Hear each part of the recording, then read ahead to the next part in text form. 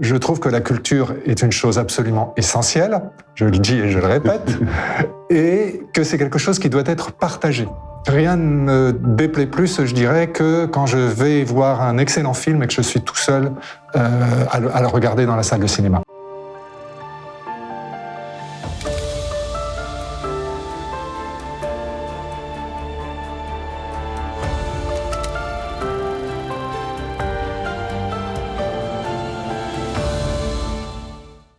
Bienvenue sur Profession Culture. Bonjour Laurent Scherer. Bonjour. Alors vous avez un profil atypique et je ne peux pas m'empêcher de le citer. Vous avez été infirmier pendant près de 15 ans, entre 1983 et 1997, puis professeur de français de 99 au début des années 2010. Et en 2010, vous reprenez la gestion de la compagnie Eric Rohmer, qui n'est personne d'autre que votre propre père. Eric Rohmer est votre père. Vous suivez un master de production cinématographique et audiovisuelle et vous créez la société Chacun cherche son film. En 2017, sort la plateforme Chacun cherche son film, qui défend le cinéma indépendant. Alors moi, ma première question, elle est toute simple. Comment naît cette idée de plateforme, alors qu'il y a déjà des gros mastodontes, Allociné pour ne pas le citer, ou Ciné Europa au niveau européen, très subventionné par l'Europe, et vous vous lancez comme ça, seul, Chacun cherche son film? Alors l'idée, elle est venue formellement d'une façon très anecdotique. En fait, c'était un travail de fin d'études. À la fin du master, il fallait créer une société. Parce que c'était un master de production, donc on avait des cours communs avec l'Institut d'administration des entreprises. Et donc j'ai pensé à faire quelque chose qui me plaisait, quoi. Voilà. Et ça m'a même tellement plu, je me suis dit, voilà, j'ai fait le travail pour créer une société fictive, et je vais créer véritablement cette société. Donc ça, c'est pour l'anecdote. Sur le fond, en fait, je dirais que l'idée, elle vient de ma conception de la culture. Parce que je trouve que la culture est une chose absolument essentielle, je le dis et je le répète, et que c'est quelque chose qui doit être partagé. C'est-à-dire que rien ne me déplaît plus, je dirais, que quand je vais voir un excellent film et que je suis tout seul à le regarder dans la salle de cinéma. Je déteste être tout seul dans une salle obscure. De ce fait, je me suis dit, mais pourquoi, alors que je vais voir beaucoup de films, alors que j'en parle déjà autour de moi, parce que ça soit d'ailleurs aussi pour des pièces de théâtre que j'ai aimées, des livres que j'ai lus, etc. J'aime bien parler avec mes amis de ce que j'ai vu. Et je me suis dit, mais pourquoi ne pas le partager auprès d'un plus grand nombre? Et de ce fait, effectivement, aujourd'hui, il y a plus 10 ou 20 personnes qui savent ce que j'ai vu, mais il y en a des milliers. Donc, c'est un énorme progrès de mon point de vue, et c'est pour ça que j'ai fondé et que j'ai créé cette plateforme. Une des différences, justement, avec les plateformes que j'ai pu citer, c'est qu'il y a, dans Chacun cherche son film, j'ai pu le voir au fil des années, une vraie éditorialisation. Là où d'autres plateformes font des articles ou souvent mettent en avant des films qui leur ont donné beaucoup d'argent, vous faites vraiment le choix d'écrire, par exemple, que sur les films qui vous plaisent, de mettre en avant des films particuliers chaque semaine. Pourquoi cette envie-là? Pourquoi cette ligne-là? Alors, ça découle de ce que je vous ai dit tout à l'heure, c'est-à-dire que mon but, c'est d'inciter les gens à aller au cinéma. Donc, je ne vois pas pourquoi je leur dirais « Ah, n'allez pas voir ce film, il ne me plaît pas, etc. » Au contraire. Et puis, on n'a qu'une vie, la journée fait 24 heures, donc je préfère passer du temps à écrire des critiques sur des films qui me plaisent que de descendre en flammes d'autres films. D'autant plus que je ne suis pas Dieu le Père et je ne m'estime pas avoir une compétence qui m'autoriserait à dire ceci est bien, ceci est mauvais. Je préfère dire ceci est bien et j'explique pourquoi. Et je vais dire à mon lectorat, voilà, là j'ai aimé une histoire, un scénario particulièrement bien construit. Là j'ai aimé une grammaire cinématographique particulière. Là j'ai aimé un message. Là j'ai aimé un divertissement qui a fait que du début à la fin du film, je suis resté scotché sur mon fauteuil. Voilà, donc je vais à chaque fois essayer d'expliquer pourquoi j'ai aimé le film et pourquoi je conseille aux gens de le voir. Ce qui fait que je peux très bien dire « Ah, ce film est particulièrement horrifique et dans sa partie, il faut y aller ». les gens qui n'aiment pas les films d'horreur n'iront pas, parce qu'ils sauront pourquoi. C'est vrai que ça, c'est une grande vertu de votre ligne éditoriale, c'est que vous ne vous interdisez aucun genre. Il y a des films d'animation que vous critiquez, vous allez voir des films jeunes publics, des documentaires, enfin, il y a vraiment tout le panel qu'on peut, des films de genre, évidemment, tout le panel qu'on a dans le cinéma, de fait, aujourd'hui. Oui, parce que je considère effectivement que l'objet cinématographique est un objet extrêmement vaste et que ça serait vraiment dommage de se limiter simplement à un genre ou un sous-genre ou je ne sais pas. Pareil en littérature. En littérature, j'aime beaucoup la littérature classique, mais j'aime beaucoup aussi le roman policier, la fantaisie, la bande dessinée, le manga. Vous êtes un touche-à-tout, quoi. Comme le monde de votre parcours professionnel, vous avez fait beaucoup de vie, quoi. Voilà, on n'en a qu'une, alors autant bien la remplir et pouvoir goûter tous les plaisirs de la vie, je dirais, ou en tout cas tous les plaisirs de la culture. Et en 2017, donc, vous fondez cette société, enfin cette plateforme, pour le coup, la plateforme Chacun cherche son film. 5 ans après, quel bilan tirez-vous du chemin parcouru? Quelles sont les belles réussites, par exemple, que vous avez pu avoir? Et puis, quels sont les endroits que vous voulez encore continuer peut-être à creuser?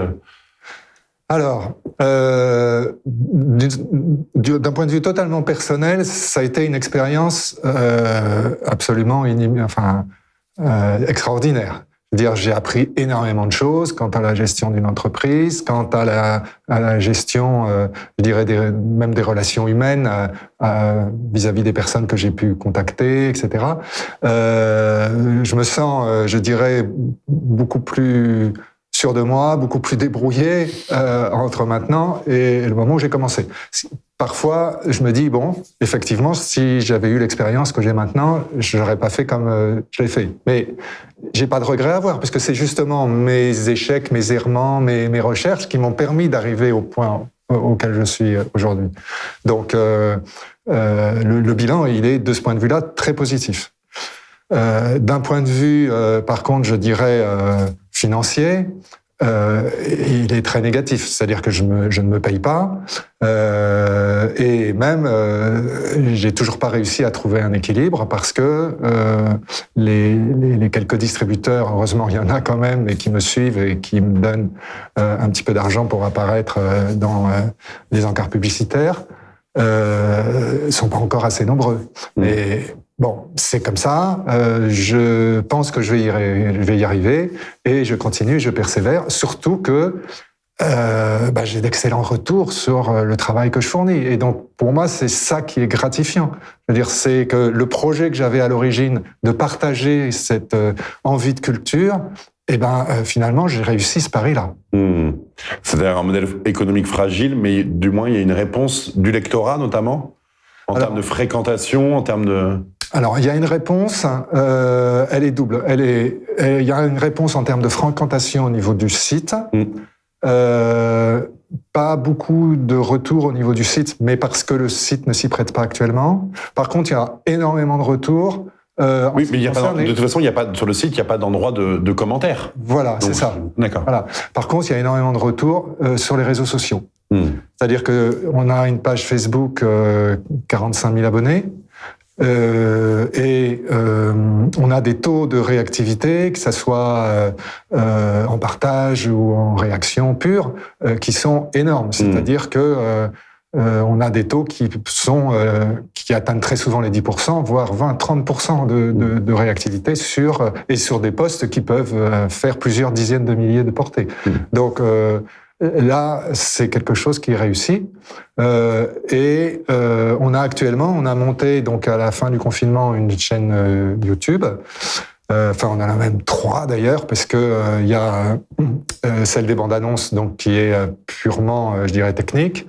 Il y en a une pour les entretiens et il y en a une qui est pour les films de genre, spécialisés films de genre, puisqu'il y a un lectorat, on a un lectorat qui aime plus les films de genre et bon, on a souhaité séparer.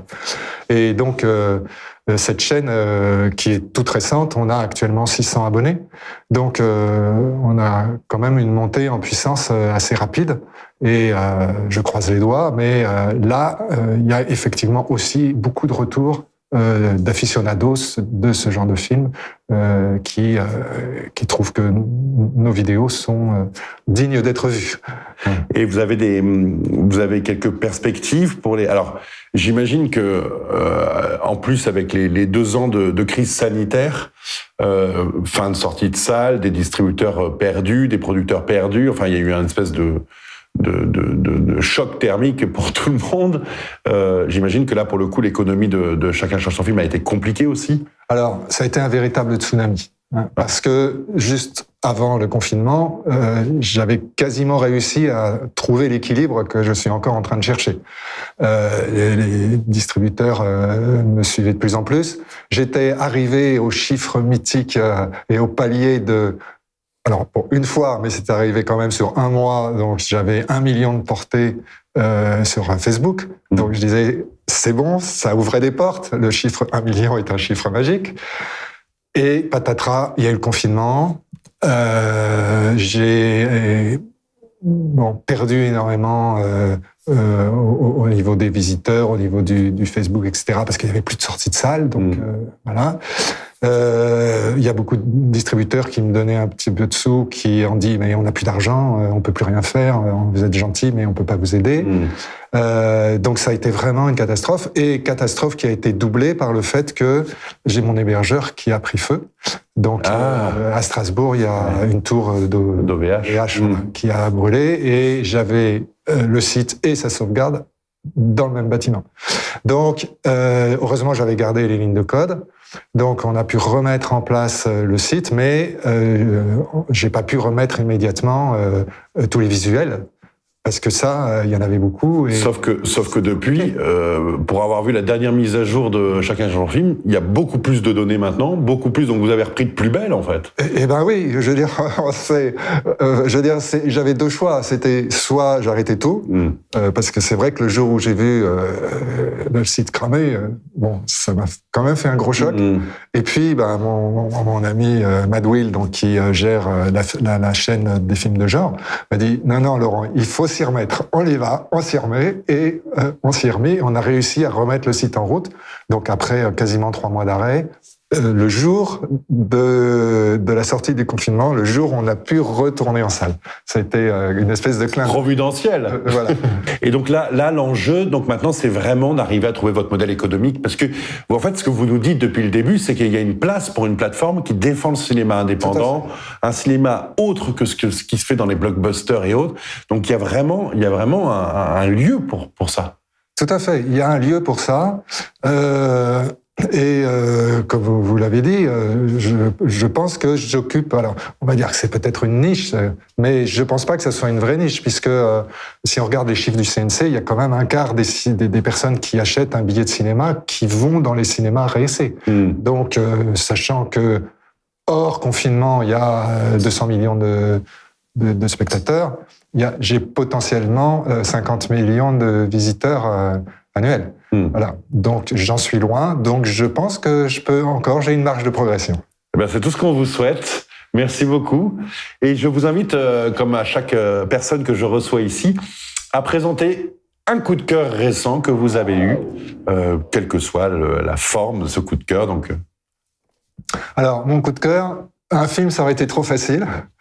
Donc, j'avais envie de choisir un livre, et puis il fallait que j'en choisisse un récent. Alors, du coup, je suis allé en librairie et j'ai acheté la dernière parution qui m'a tenté. Et il s'agit des Infiltrés. Voilà. Et comment les cabinets de conseil ont pris le contrôle de l'État, tout un. Et en fait, ce livre a attiré mon attention parce que j'avais lu un article dans la Revue Dessinée. Je ne sais pas si vous connaissez cette revue, oui. Et donc dans le numéro d'hiver, puisqu'il y a 4 numéros par an, il y avait justement un article sur ce sujet-là. Je me suis dit tiens, entre quelques pages fort bien documentées, mais quelques pages quand même, et un vrai essai, peut-être qu'il y a à creuser. Et effectivement, je suis pas déçu parce que c'est une histoire absolument terrifiante. C'est-à-dire que je vais faire rapide et je vais un peu condenser, mais en gros, à partir du moment où il y a eu la réforme de public, donc la RGPP, on a dit, il y a trop de fonctionnaires, on va diminuer le nombre de fonctionnaires. Donc, le nombre de fonctionnaires a été diminué, et après, pour un certain nombre de missions, il n'y avait plus les fonctionnaires qu'il fallait. Donc, du coup, on a pris des cabinets extérieurs pour faire le travail des fonctionnaires qui ont été mis à la porte.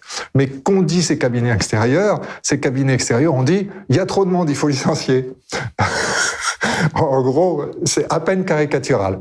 Voilà. Et donc, du coup, maintenant, dans tous les ministères, même des ministères qu'on pense être les plus régaliens, que ce soit la défense, la justice, etc., il y a un certain nombre de cabinets de consultants, donc McKinsey, BCG, Capgemini, etc., qui vont prendre de l'argent pour faire des tâches qui normalement pourraient être dévolues à des fonctionnaires, mais comme les fonctionnaires ont disparu et qu'il y a, je dirais, une idéologie qui fait que le privé c'est mieux, on va dépenser de l'argent et plus même en dépenser que ce qui pourrait être économisé en faisant des plans internes, je dirais, et en utilisant le savoir-faire de nos administratifs.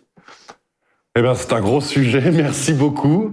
Et merci d'être venu sur ce plateau. Mais merci à vous. Et bon vent à Chacun cherche ton film. Merci.